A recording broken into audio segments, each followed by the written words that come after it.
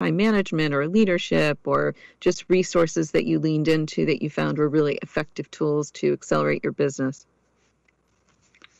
Yes, absolutely. Because I think there are different kinds of CEOs, right? There's operational, there's sales, there's technical. Bill is definitely the CTO, the technical one, and so he can focus on that. But I personally am an operational CEO, and even with Dream Factory, we always seemed much bigger than we were. People would say that.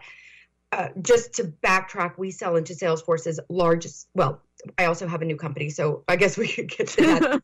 My third startup, which I started in 2018, let me mention that, Metazoa. And that is back on the Salesforce ecosystem. So this is my third time doing this. And I have learned that setting up processes at the beginning not only is a huge time saver later on, but it's the only way to have sanity.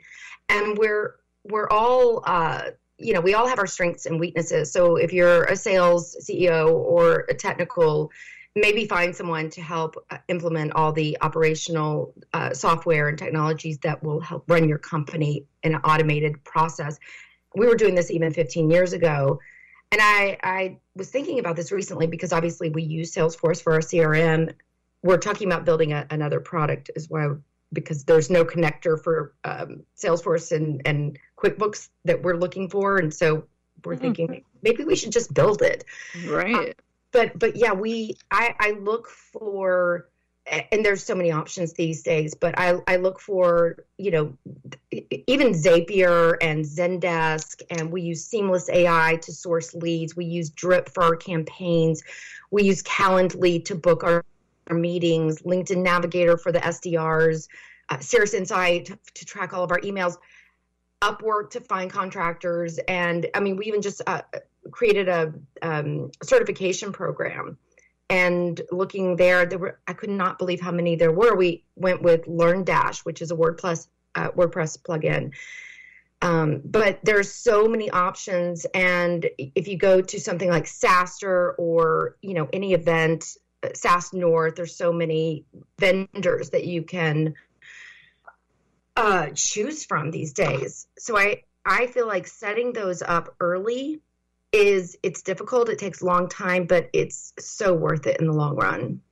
Okay, so now you just pitched out like 10 great tips. So I'm going to ask you, if you don't mind, to kind of go back slowly. And again, for the audience, just highlight just what they're for. So let's start with Zapier, or if I'm pronouncing that correctly. Zapier. Yes, Zapier. They're a connector. So I think you need to look at what your needs are, right? So if you have sales reps, SDRs, you're going to have inside the outbound and the inbound. So you need to source leads. So Seamless AI is where they can source leads outbound and create lists. And then you've got the list that they can email. They would use Cirrus Insight is one, Yesware is another, to then be able to email those leads that they have. And then you need Unbounce so that you make sure that you're compliant with everything. You're not spamming anyone. LinkedIn Navigator is a great sales tool. Our SDRs use it constantly. It's a great way for them to use LinkedIn to find their audience, our buyers.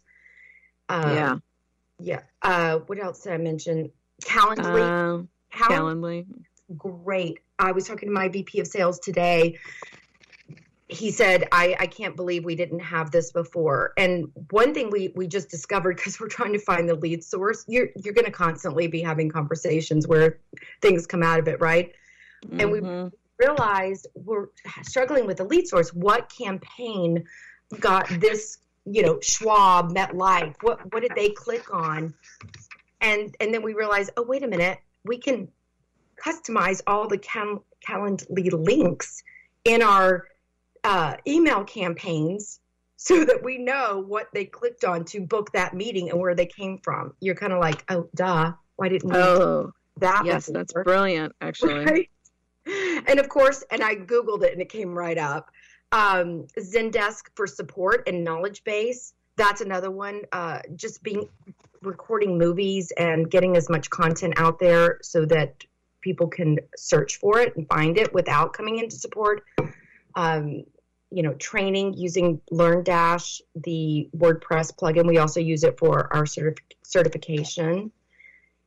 And Drip is great for creating all of these email campaigns. I actually found them at SaaStr, happened to stop by their booth and thought, this is amazing.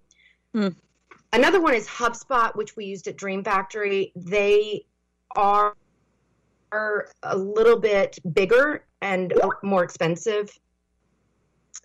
We use them too. They're great. Yeah. But they are expensive. I think it just depends on where you are in your process and in your business. So as we grow, we'll probably move over to HubSpot. Right. I mean, sometimes it's overwhelming, right? Because there's just so much that's being developed on a literally monthly basis to kind of stay on top of the best and the brightest and the quickest and the most economical. You almost wish there was just kind of a portal that you could go to that would say, here, you should try this. Well, I do think there's a lot of blog posts. We've actually been contemplating writing one and just giving several options in each category. One other thing I want to mention is about fundraising.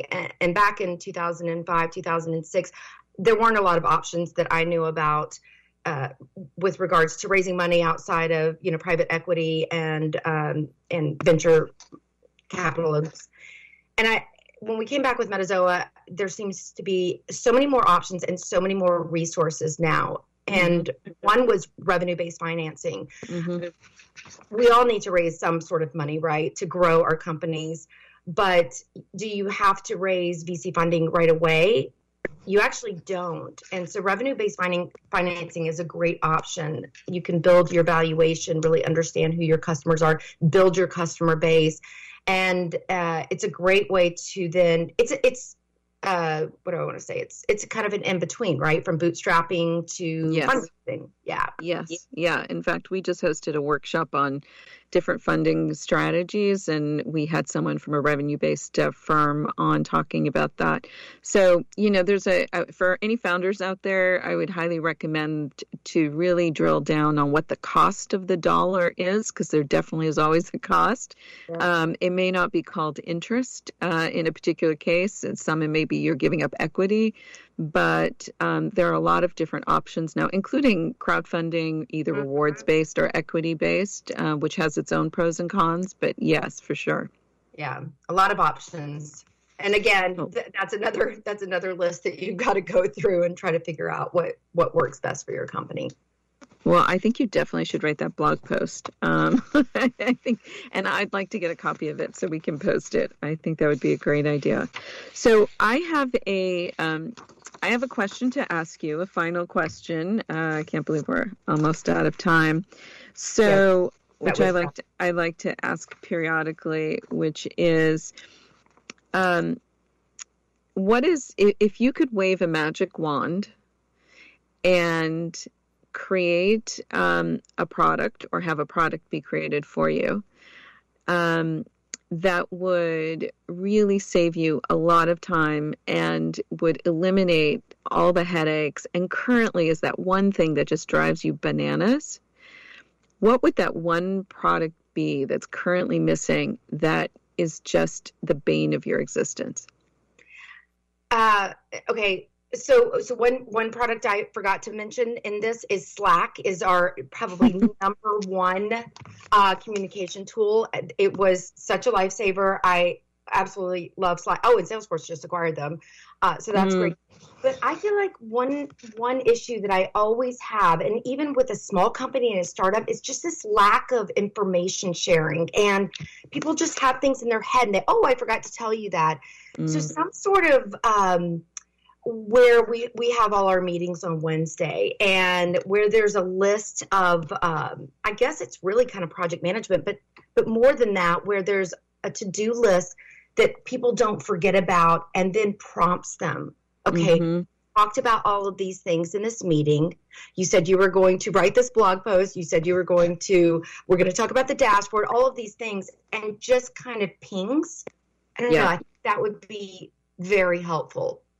Yeah, And kind of like a chief of staff to follow you around all the time, but a yes, tech yes, version, right? yes, yes. So if you Yeah, know of any software or technology that kind of does that, please let me know. I would be yeah, very interested. yeah, absolutely. And do you, I know we didn't get a chance to talk too much about Metazoa, and I don't want to be remiss in doing so before we sign off. Is there anything in addition you want to address with the company, with your latest venture? Uh, well, just that we're back on the Salesforce ecosystem. Obviously, there are viable exits. Companies are going public. They're being acquired for $1 billion. So Salesforce has come a long way. The marketplace has come a long way. But we're working with Salesforce administrators, which is business users, and helping them manage these very large, complex orgs. And we work with a lot of financial and government and healthcare. And it's growing like crazy. Salesforce, I think, is 5 or 6 times, their ecosystem is 5 or 6 times of Salesforce itself. So, and they're creating so many new jobs with all of these companies. I think 37,000 just in 2020 alone, which are Salesforce admins and developers. And is it pretty easy for any of our listeners out there who are interested in getting into the Salesforce ecosystem and start developing? Is it pretty easy to do so? Yes, absolutely. They're really recruiting partners too. It's a wonderful ecosystem. I highly recommend it. Wow. It's definitely, there's a consultant side too, and ISV, and they will take care of you if you're interested. Awesome. Well, Jennifer, we are out of time, and it was so great to have you on the show. Thank you for sharing your journey and all your tech expertise. It's really fantastic to hear your story and your husband's story as well. If people would like to learn a little bit more about your company, would you like to share your URL? Sure. It's metazoa.com. I'm on LinkedIn. Also, I always try to answer any questions that come my way. So anyone can reach out to me there as well. Okay, perfect. And I'm just going to add your last name is Mercer, in case people want to look you up on LinkedIn. Well, thank you again, and tune in next week for more startup hacks. We have another great show you won't want to miss on the secret female founder strategies that will save you time and money when building your business. See you next week. This podcast is brought to you by We Global Studios, the first startup innovation studio and digital do-it-yourself startup platform for women entrepreneurs around the world. For more information on our guests, this podcast, and many other female founder programs, please visit weglobalstudios.com. I'm your host, Fernanda Carapina, and we will see you next week.